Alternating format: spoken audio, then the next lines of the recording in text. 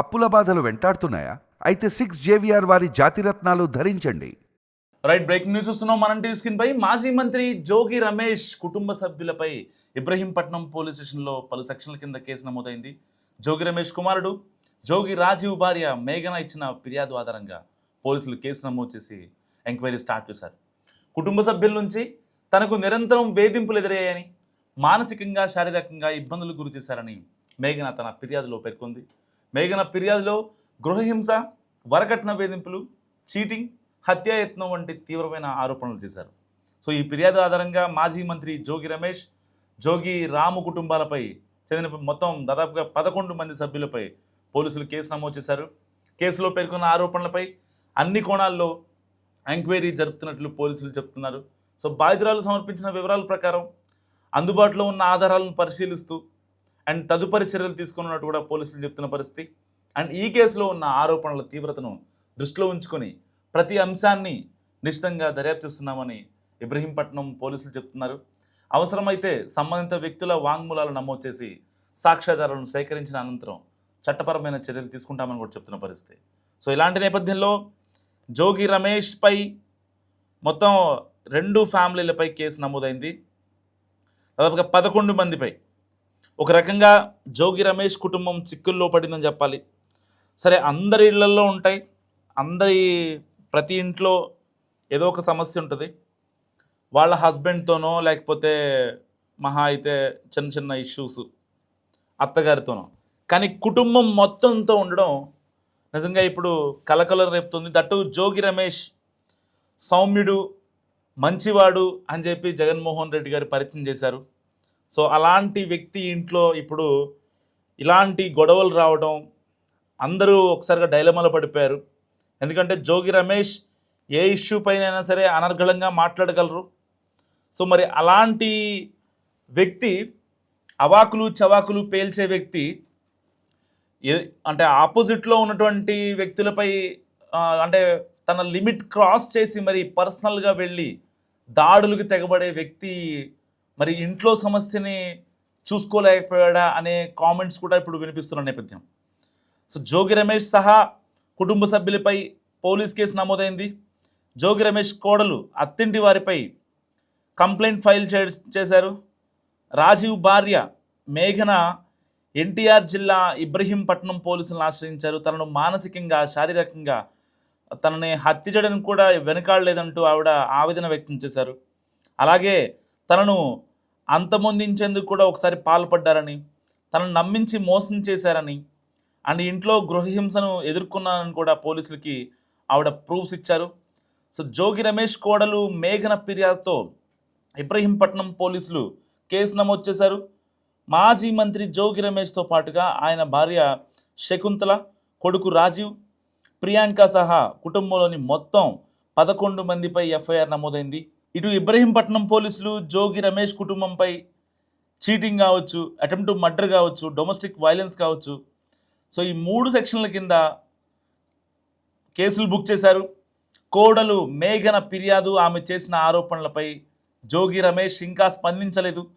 స్వయంగా జోగి రమేష్ కోడలు అత్తింటిపై ఫిర్యాదు చేయడం, పోలీసులు కేసు నమోదు చేయడం ఇప్పుడు చాలా చర్చనీయాంశంగా మారింది. మాజీ మంత్రి జోగి రమేష్ కోడలు మేఘన ఫిర్యాదులో పేర్కొన్న ఆరోపణలపై అన్ని కోణాల్లో విచారణ జరుపుతున్నారు పోలీసులు. అయితే బాధితురాలు మేఘన సమర్పించిన వివరాలు, అందుబాటులో ఉన్న ఆధారాలను, తన దగ్గర ఉన్న స్క్రీన్ షాట్స్ కావచ్చు, మెసేజ్లు కావచ్చు, కొన్ని వీడియోస్ కావచ్చు, అవన్నీ పరిశీలిస్తున్నామని, తదుపరి చర్యలు తీసుకుంటామని కూడా ఎట్టి పరిస్థితుల్లో పోలీసులు చెప్తున్న పరిస్థితి. సో ఈ కేసులో ఉన్న ఆరోపణల తీవ్రతను దృష్టిలో ఉంచుకొని ప్రతి అంశాన్ని చాలా జాగ్రత్తగా దర్యాప్తు చేస్తున్నామని చెప్తున్నారు. అవసరమైతే సంబంధిత వ్యక్తుల వాంగ్మూలాలు నమోదు చేస్తామని, ఎన్ని రకాల సాక్ష్యాధారాలను సేకరించిన తర్వాత చట్టపరమైన చర్యలు తీసుకుంటామని కూడా పోలీసులు చెప్తున్న పరిస్థితి. సో జోగి రమేష్ పెద్ద కుమారుడు రాజీవ్కు తెలంగాణలోని సూర్యాపేటకు చెందిన మేఘనతో 2025 మే 28న వివాహమైంది. మేఘన తన ఫిర్యాదులో భర్త రాజీవ్తో పాటు అత్తమామలు జోగి రమేష్, ఇంకా శకుంతల, మరిది రోహిత్, ఆడపడుచు ప్రియాంక, జోగి సోదరుడు రాము, ఆయన కుమారులు రాకేష్, పండు, రమేష్, బావమరిది స్వామి, ఆయన భార్య రమ, స్వామి కుమారుడు సంతోష్ పేర్లను కూడా ప్రస్తావించారు. దీంతో వాళ్ళపై అంటే ఒకరు కాదు ఇద్దరు కాదు మొత్తం ఫ్యామిలీ ప్యాకేజ్ దీంట్లో మనకు కనిపిస్తుంది చాలా క్రిస్టల్ క్లియర్గా. సో ఇటు 11 మందిపై మొత్తం కేసులు నమోదు చేసిన పరిస్థితి. ఇప్పుడు ఏదైతే కొన్ని కీలక ఆధారాలు అంటే జనరల్గా అంటే చాలామంది ఏదో ఒక కేసు పెట్టేస్తే సరిపోతుందని అనుకుంటారు. కానీ ఇక్కడ మేఘన ఎఫ్ఐఆర్లో 11 మందిని ఫ్యామిలీని ఎలా అయితే యాడ్ చేసిందో దానికి సంబంధించి తాను ఏదైతే తన దగ్గర ఉన్న ఆధారాలు అవన్నీ కూడా చాలా జాగ్రత్తగా సమర్పించింది. సో ఇప్పుడు పోలీసులు ఏం చేయబోతున్నారు అనేది చాలా ఉత్కంఠగా మారిన నేపథ్యం. ఎందుకంటే జోగి రమేష్ వైసీపీలో ఇప్పుడు మాజీ మంత్రుల్లో కీలకంగా ఉన్నారు. సో ఎక్కడన్నా అన్యాయం జరిగితే వెంటనే ప్రశ్నించే వ్యక్తి జోగి రమేష్. ఎట్టి పరిస్థితుల్లో పర్సనల్గా వెళ్ళైనా సరే ఆయన చాలా గట్టిగా మాట్లాడతారు. అక్కడ ఎట్టి పరిస్థితుల్లో వాళ్ళందరికీ న్యాయం జరిగేలా చూస్తారని చెప్పి ఆయన పెడన కాన్స్టిట్యున్సీలో ఆయనకు ఒక పేరుంది. సరే రాష్ట్ర వ్యాప్తంగా ఉందా లేదా అనేది మనం పక్కన పెడితే పెడనలో మాత్రం ఆయనకు ఒక మంచి పేరుంది. ఈవెన్ మైలవరంలో కూడా కృష్ణా జిల్లా పెడన కావచ్చు, కృష్ణా జిల్లా మైలవరం కావచ్చు, ఈ 2 కాన్స్టిట్యున్సీల్లో జోగి రమేష్ అంటే తెలియని వాళ్ళు ఉంటారు. ఎందుకంటే గతంలో ఆయన ఎప్పుడైతే చంద్రబాబు నాయుడు ఇంటిపై దాడి చేశారో దాని తర్వాత క్యాబినెట్ ఎక్స్పాన్షన్లో భాగంగా ఆయన మంత్రి పదవిని కూడా స్వీకరించారు గత వైసీపీ హయాంలో. సో ఇలాంటి నేపథ్యంలో ఇప్పుడు జోగి రమేష్ వ్యవహారం అసలు ఈయనేం చేశారు? ఈయన ఆల్రెడీ ఈయనకు ఆస్తి గట్టిగానే ఉంది, మరి ఇంకా వరకట్న వేధింపులు ఎందుకు? వీళ్ళ భార్య శకుంతల కావచ్చు అండ్ జోగి రమేష్ కావచ్చు, వీళ్ళు ఏం చేశారు అసలు? ఆవిడని ఏమన్నారు, మేఘనని ఏమన్నారు? సో ఆల్రెడీ వీళ్ళు ఒక మాజీ మంత్రిగా ఉన్నారు అండ్ ఎమ్మెల్యేగా చేశారు. అలాంటి వ్యక్తి మరి వరకట్నం వేధింపులకు పాల్పడ్డారనే ఆరోపణలు ఎంతవరకు నిజం? మరి మేఘన ఇచ్చిన కంప్లైంట్లో ఎలాంటి ఆధారాలు ఉన్నాయి? ఆ స్క్రీన్ షాట్స్ కావచ్చు, ఆ వాయిస్ రికార్డింగ్స్ కావచ్చు, ఏవైతే అవన్నీ అంత ఇదిగా ఆవిడ మేఘన బయటకు వచ్చి ఇన్నాళ్ళ తర్వాత 2025లో పెళ్ళైతే సో మళ్ళీ అనుకోకుండా ఇప్పుడు వచ్చి ఆవిడ కంప్లైంట్ చేయడం ఏంటని చెప్పి కూడా ఇప్పుడు చాలామంది మాట్లాడుకుంటున్న పరిస్థితి. అండ్ రాజీవ్ ఎవరైతే జోగి రమేష్ కొడుకు రాజీవ్ ఇప్పటికే ఆ డివోర్స్ నోటీసులను కూడా తనకి పంపించారు. అండ్ దానికి సంబంధించి చాలా జాగ్రత్తగా ప్లాన్ చేస్తుంటే అనిపిస్తోంది.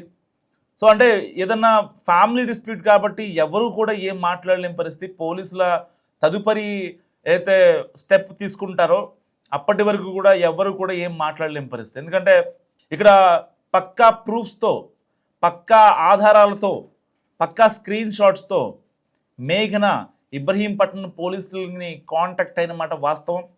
సో ఈవిడ సూర్యాపేటకు చెందిన వ్యక్తి. 2025లో అంగరంగ వైభవంగా పెళ్లి జరిగింది.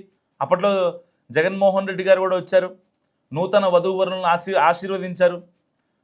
అప్పుడే శకుంతల ఏదైతే జోగి రమేష్ ఆ టైంలో కొంచెం అంటే కొన్ని ఇబ్బందులు పడ్డ పరిస్థితి.